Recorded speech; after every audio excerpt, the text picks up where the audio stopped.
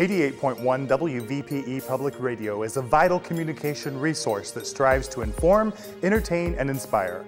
National Public Radio is an internationally acclaimed producer and distributor of non-commercial news, talk, and entertainment programming. WVPE serves local listeners with a distinctive blend of national and local programming and annual events. In 2008, WVPE launched a sustainability initiative which includes green events and programs. Learn more at WVPE.org. Since the early 1960s, Texturefine insulation has been an environmentally friendly product. Our unique process diverts millions of pounds of fiberglass scrap from landfills each year. Today, high-quality standards have made Anco Products a world-class industry leader in high-tensile strength, resilient insulation products. Anco products include laminated metal building insulation, insulated flexible duct system, and indoor air quality, Green Guard certified Texturefine insulation. Green isn't a new initiative. We started in the 60s. Anco Products, our energy saves you energy.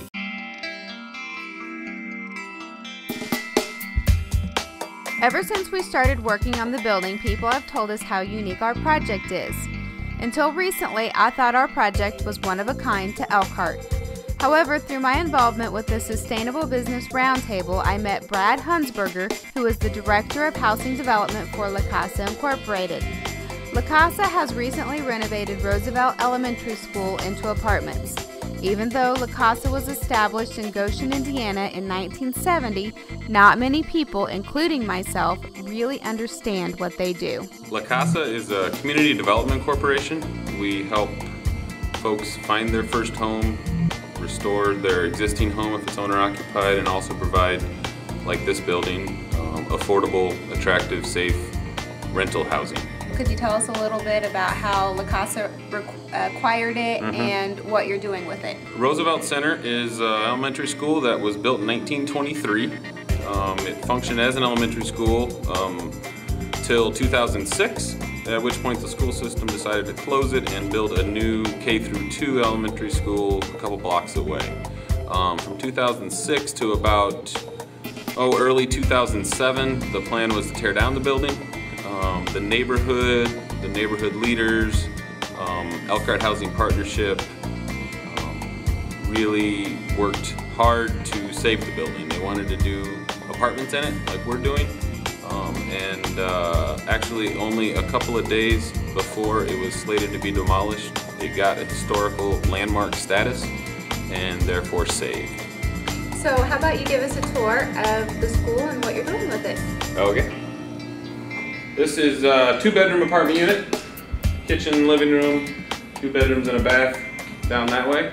So I'm looking around the room here and I'm noticing some very obvious school-like construction. So I was wondering, how much of the building were you able to reincorporate into the remodel? We weren't able to incorporate nearly as much as we would have liked.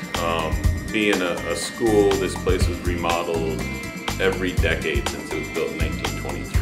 So the majority of the historical fabric that we'd have loved to have saved has been either taken out, destroyed, covered up by multiple layers, etc.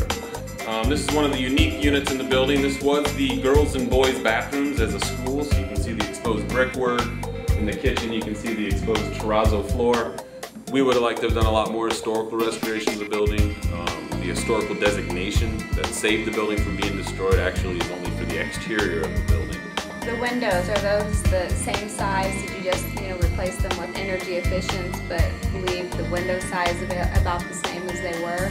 That follows along with the historical restoration of the exterior facade, that the window openings are exactly as they were in 1923. The brickwork is the same, the lintels, the sills, etc. In the utility room over there, I noticed that there was steel framing. Is there steel framing throughout? Right. And what's the reason for steel framing versus regular wood framing? On a job this scale, steel is a lot cheaper, goes up a lot quicker, and it also is less prone to fire, obviously, and it allows us to have a little higher rating in terms of fire. I see a security camera up there in the corner. Is that something that is incorporated throughout as another measure of security? Right, there are 35 security cameras throughout the building. But I'm guessing with the security cameras that, the skating and skateboarding through the hallways is probably not going to be allowed. No, that'll certainly be an activity that we will not allow.